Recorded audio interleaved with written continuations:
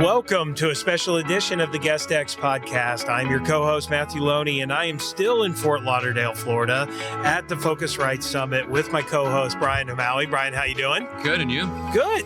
You getting sleepy after a big lunch? Yeah, I know. I'm tired. End of day. End of day. Really excited for our next guest because I feel like they are solving, obviously a real issue, the labor issue. Providing a solution which is ultimately a guest experience issue, because in hospitality, guest experience is led by people. The tech, I think, makes it easier, makes it more scalable, but this is hospitality, and I don't know, despite some of the greatest tech companies in the world, they're going to try. I just don't know that you take the human element out of this, and so I'm really excited to welcome our guests. And it's a group called MogulRecruiter. And we've got Alex. And Alex, you were the founder? I'm the founder, yes. The founder. And is it Yvonne? Did I pronounce it correct? Yes. I was looking one more time at the spelling. And we've got Yvonne who's also with us. I'm going to continue making fun. Yeah. Right. Yes. But, some of our listeners may be a little surprised. But, so MogulRecruiter's been around 3.5 years, hyper-focused within hotels. And Alex, that goes back to your background, I guess, in Starwood, also been an operator on the operations side. Yeah, some boutique brands. So really focused on the hotel side. But maybe what would be best, Yvonne and Alex, is describe, and we'll show some video. Maybe if you have a video for us that we can actually play when we roll out this podcast. But describe the product, the solution, obviously, or the problems you're trying to solve with it, and we can kind of go from there. Yeah, I think that's the first problem we're trying to solve with it is how do you get the best talent, elite talent for every position in a hotel operation. And really, I think that bringing the service scores and data to bear on the performance of these people, which is now objective information that's available publicly that wasn't years ago, I think is really the way to do it. So we really put that to work, and we added other data like the brand score and market difficulty, market score, whether you've increased real estate value, PRGM, objective data and facts, right? Nobody's just someone's opinion or whether you went to school or whether you don't. So I think that really cuts through the noise and objectively says, hey, this is an elite talent. This other person's kind of rising, they're up and coming, but they look pretty strong. And you know what? Don't overpay for those other people, which is a lot like Moneyball. All of that. Yeah, sure. Great book. Where do you find the diamonds in the rough? And right now, we live in the world of all this big HR tech that funnels out 80% of these people. You don't check every box. You don't even make it through the process. And so, I think that's really hurting our business and other businesses. We need to open our eyes. In other words, we've built the fantasy football for hospitality players, where you can find the top performers in each town, the top mega moments, and the top rising moments using mobile. I actually did write down leaderboard and was getting ready to underwrite it because, for those of you, and hopefully when we do this, there'll be a video where you can see some screenshots. And it really does kind of look like a leaderboard. But I think Alex Ryan brings up a really good point in that the recruiting process, I think, has frustrated some really good talent out there who's having a problem rising above because, to Alex's point, maybe they didn't go to the right school, right? Or, I have 5 years and you decide that I need 6 years of experience for this. At the end of the day, what we're all looking for is bring me somebody who can just get the job done, that I don't have to hold their hand. And this is trying to identify them using your favorite data. Well, it's about performance again, right? Let's go back to what really matters. Right, performance. And you look at some of the top CEOs, inventors, and a lot of these guys just don't come from top schools. They are innovators. They're extremely smart people, and they brought some of the best companies we work for or use across all industries.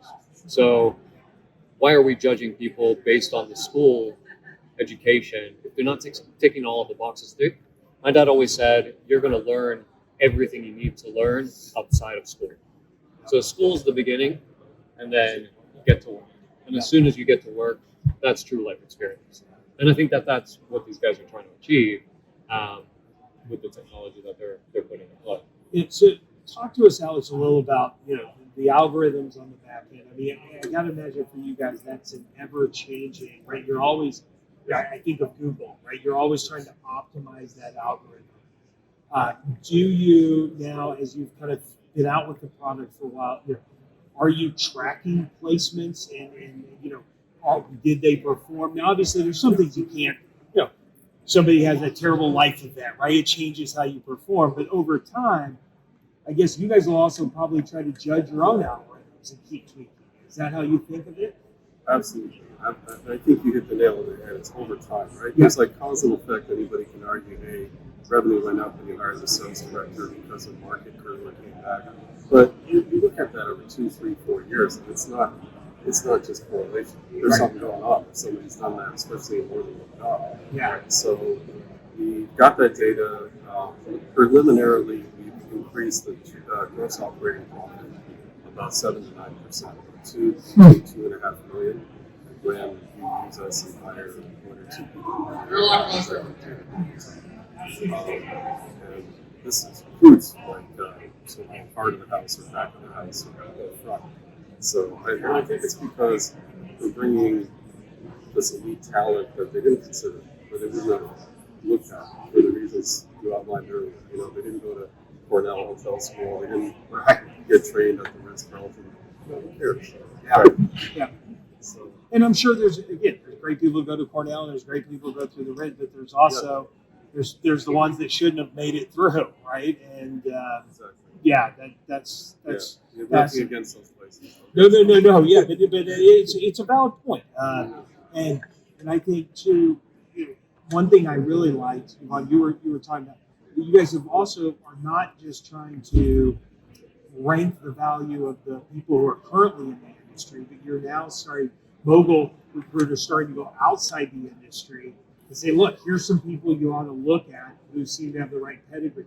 What segments are you looking at there? What kind of data points are available for you to pull in to kind of start to build that range? Sure. I mean, as we know, there's an obvious hospitality talent crisis, right? Where people are leaving the industry.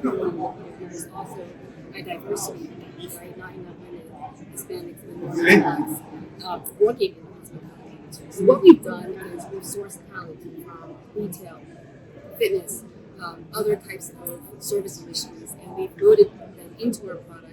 So if you're looking for a director of rooms in Los Angeles, you'll find in the first page of search results women, minorities, as well as talent who are working in H&M, Sephora, Nike, who are ready to take on that next level of becoming a director of rooms, or maybe even a GM.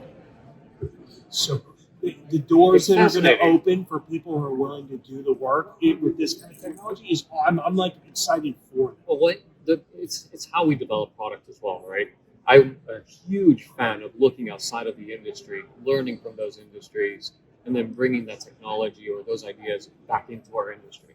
Because there's so much that we can learn about guest experience, about product development, things that are done really well outside of us that we can implement. Yep. And so why wouldn't we do that with our talent? Talent is at the core of everything we do. So if you bring people that are doing or excelling in their departments in other companies outside of our industry, bring them in, have them teach us. Guess what? You're going to see people excel too. Look at some of the talent that's been recognized recently in the vacation rental industry. Sarah Franzen was named revenue manager of the year. Right, came from hotels. She's at national retreats. There's a lot of correlations and a lot of things that hotels have had to go through. The vacation rental industry is still I think marketing and pay-per-click and those type things.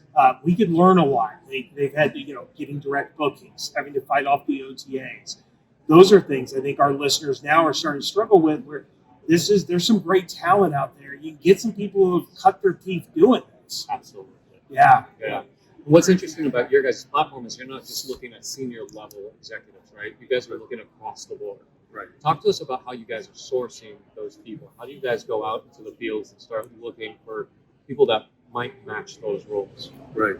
So, I mean, we developed a partnership with JDI Executive Search, leading boutique search firms. We never thought we'd work with these guys, but here we are. They even invested in us. So, that brought us a good round of talent. They have 15 years of experience in the business we wanted into. We've done a lot of marketing and organic campaigns, like the top 100 GMs, which are a huge following. So we had a lot of organic signups. And then now, because we sit on all this data, we built the relational databases and map all the fields, and we're actually able to craft people's resume on our platform and reach out to them and say, you know what, you're a rising star. I think you might want to be on our platform. And the response has been positive. They said, not interested. It doesn't mean there's a percent sign on that. It just means that they get bragging rights. They should. So, I mean, it's gone from, a partnership with data to this kind of almost invitation.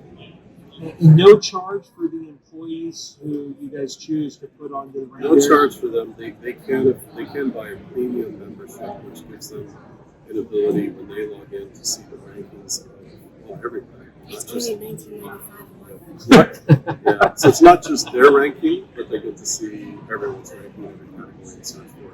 Okay. Yeah, and that's also, remember we celebrated their top 100 GMs and one of them got promoted? Yeah. To managing director. Yeah. Amazing. Right. Yeah.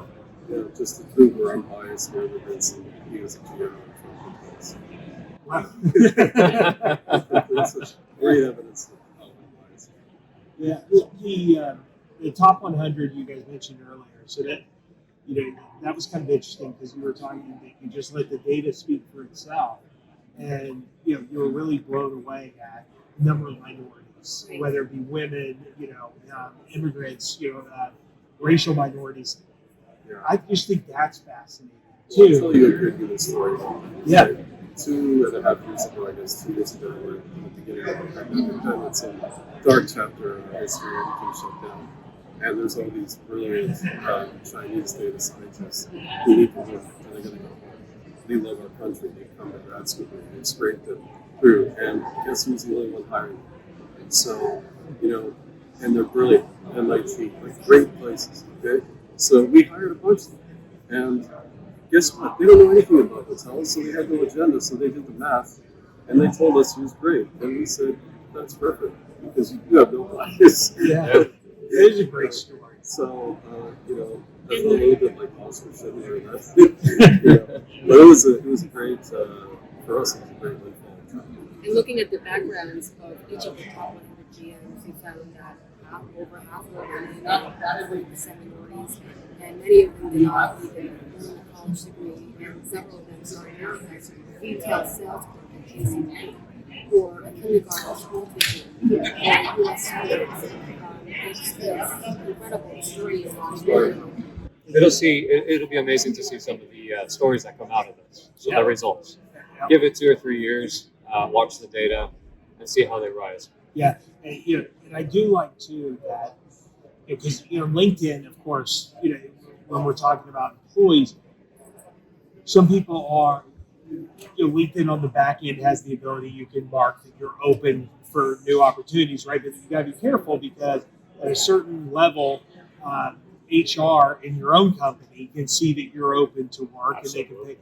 But this is something where just because an employee shows up there doesn't mean that they were open. It just means that you guys are recognizing them for the success they've had. The employer who may want that person may have a fight on their hands because they may be perfectly happy. It's a perfect way for us to start getting raises, perhaps. On the HR side, I think our industry is really going to have to make this evolution from protecting and hiding the talent, hoarding it, and maybe keeping it away from others, to being in this world of like the Peloton leaderboard and all that stuff, where people are you know, people are the brand, Yeah. and you can't hide them. And, you know, good luck hiding them because they're all over TripAdvisor anyway. And then, you know, so our insurance is going and see it as an asset, and then be comfortable with the fact that they're out there. One more thing to add is on the candidate side, when you create a profile, you can choose the employers that you wish to be.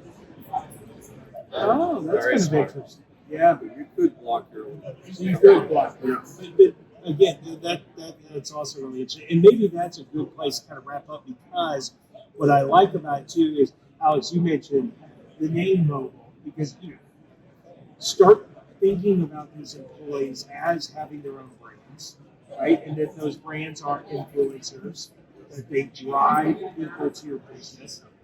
And you told us that's where Mogul Recruiter came from, because these are really the moguls. They're the real moments. That's great. Not the developers and not the indie stars. Yeah, I love it. Right. mean, I like it too. So it's a closed network invitation. If people want to get in touch with you guys, if they want to get onto the platform, how do they do They that? can apply anytime. Okay. We've got an open process where they can. So MogulRecruiter.com. Or you can email Yvonne at MogulRecruiter.com. Spell your name. YVONNE. Okay. Perfect. MogulRecruiter.com. Thank you both so much for coming. Yeah, you. it's been a pleasure. I mean, I can't wait to watch where this company goes. It's going to do some great things. Or use it. Yeah, or use it. There you go. We'll talk about that off the podcast. Thank you very much. Thank you. Thanks, guys.